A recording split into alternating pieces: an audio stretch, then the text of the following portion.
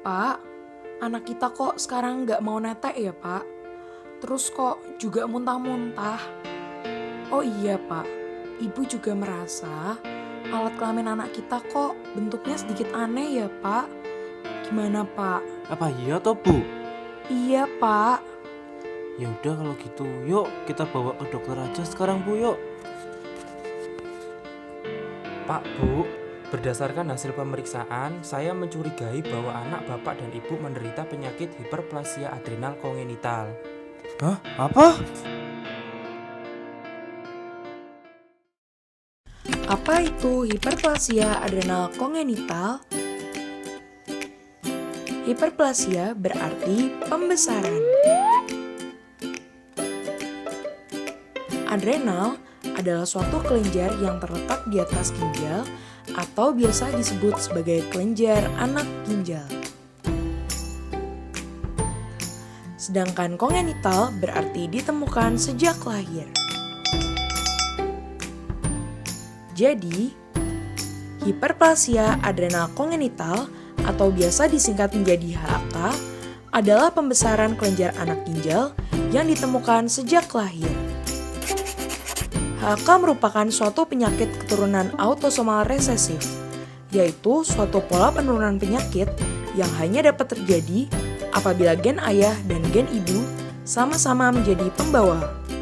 Orang tua yang membawa gen HAK akan memiliki kemungkinan memiliki anak dengan HAK sebesar 25%.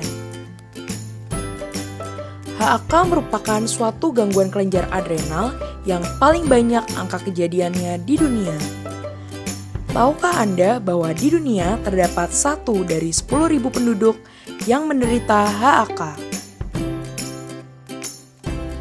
Apa sih fungsi kelenjar adrenal itu? Kelenjar adrenal berfungsi sebagai pabrik pembuatan 3 jenis hormon penting di tubuh kita. Hormon tersebut adalah hormon kortisol, hormon aldosteron, dan hormon androgen. Hormon kortisol sangat penting untuk menjaga gula darah, tekanan darah, serta membantu tubuh mengatasi penyakit atau luka.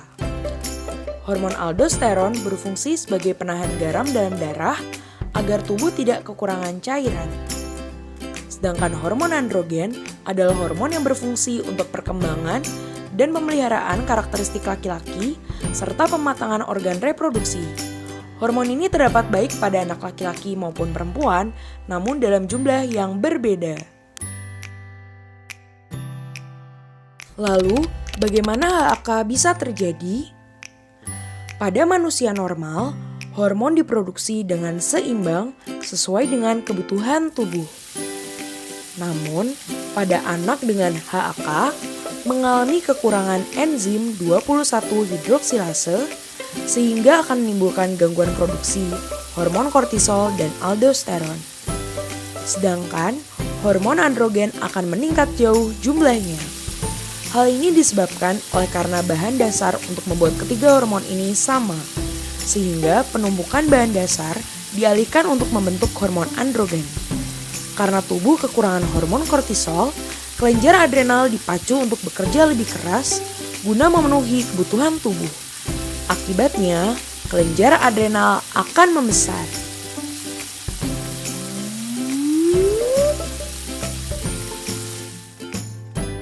Melihat fakta-fakta tadi, apa yang dapat orang tua lakukan? Jangan khawatir, mari hadapi hiperplasia adrenal kongenital dengan semangat. S. Selalu ingat tanda dan gejala. Pada HAK dengan tipe tanpa kehilangan garam, memiliki tanda dan gejala seperti pubertas dini. Adalah suatu gejala HAK yang sering ditemukan pada anak-anak, di mana tanda-tanda kedewasaan muncul sebelum waktunya, seperti tumbuhnya bulu kemaluan. Hiperpigmentasi, yaitu suatu keadaan di mana kulit pada anak terlihat lebih gelap daripada yang seharusnya. Postur tinggi, di mana tinggi badan anak terlihat mengungguli teman-teman sebayanya, namun hal ini justru akan menyebabkan tinggi badan anak saat dewasa menjadi pendek. serta ketidakjelasan organ kelamin pada anak perempuan dengan HAK.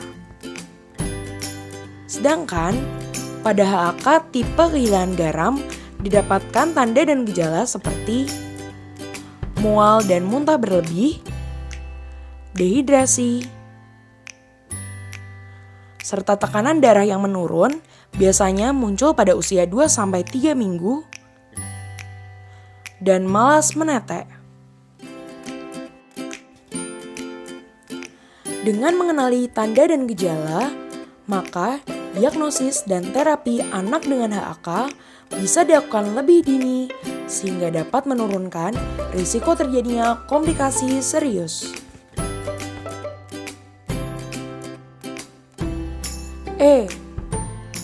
Efisiensi kegiatan. Efisiensi kegiatan dapat kita terapkan pada penderita HAK tanpa membatasi aktivitas mereka. Karena pada dasarnya, anak dengan HAK tetap mampu beraktivitas seperti biasa.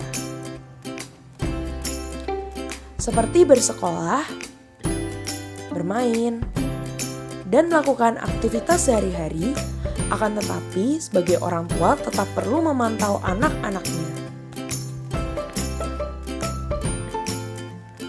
Kita usahakan anak untuk tidak melakukan kegiatan yang terlalu banyak menguras energi dan hindarkan dari stres.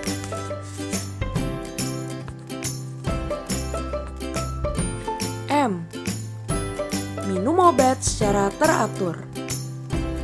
Pada anak dengan HAK tipe tanpa kehilangan garam, meminum terapi hidrokortison bertujuan untuk menggantikan hormon kortisol. Sedangkan pada anak dengan HAK tipe kehilangan garam, perlu penambahan fludrokortison sebagai pengganti hormon aldosteron yang gagal diproduksi.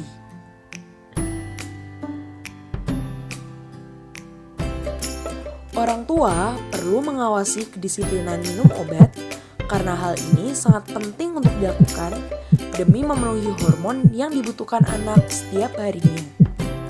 Apabila anak tidak mendapatkan pengganti hormon dari obat-obatan yang diminumnya, akan berakibat sangat fatal, bahkan dapat mengancam nyawa. Atasi keadaan darurat setiap saat. Keadaan darurat pada anak dengan HAK dapat terjadi kapan saja, sehingga perlu kewaspadaan dari orang tua untuk mengenali tanda dan gejala kegawatan, serta atasi kondisi sesegera mungkin. Apabila kita menemukan kondisi di mana anak mengalami lemah, letih, dan lesu, serta demam di atas 38,5 derajat Celcius, maka perlu diberikan hidrokortison sebanyak 3 kali lipat dari dosis yang dianjurkan. Contohnya, apabila hidrokortison diberikan 3 kali 1 tablet setiap hari, maka dosisnya menjadi 3 kali 3 tablet setiap hari. Serta jangan lupa untuk hubungi dokter. Sedangkan jika terdapat sakit yang lebih berat, seperti muntah hebat,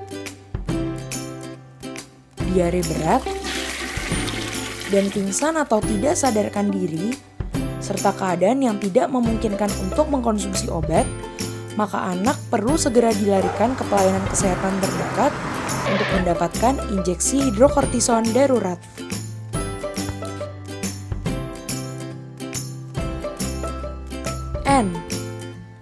Niatkan diri untuk mengikuti konseling. Konseling dapat dilakukan dengan dokter maupun psikolog yang bertujuan untuk mendapatkan dukungan mental dan emosional dalam menjalani kehidupan sosial, terutama pada keadaan ketidaknormalan perkembangan organ kelamin yang dapat terjadi pada anak dengan HAK. Gabung dalam komunitas HAK. Dengan bergabung dalam suatu komunitas, kita bisa saling bertukar pengetahuan, pengalaman, dan kiat-kiat dalam menjalani hidup sebagai penderita HAK. Di samping itu, melalui komunitas, pasien akan memiliki lebih banyak teman untuk saling mendukung keadaan satu sama lain.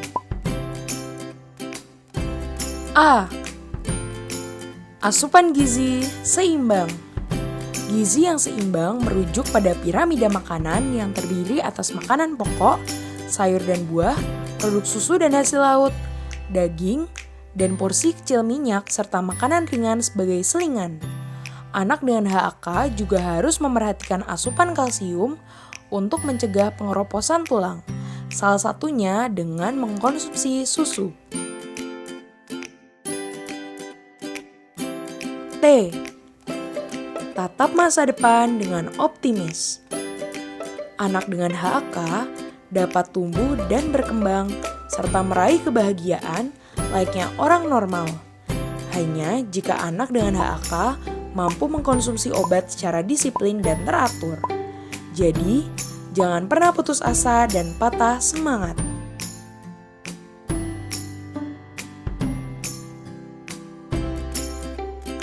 HAK bukanlah suatu penghalang. Mari kita terapkan semangat untuk hidup yang sehat dan menyenangkan.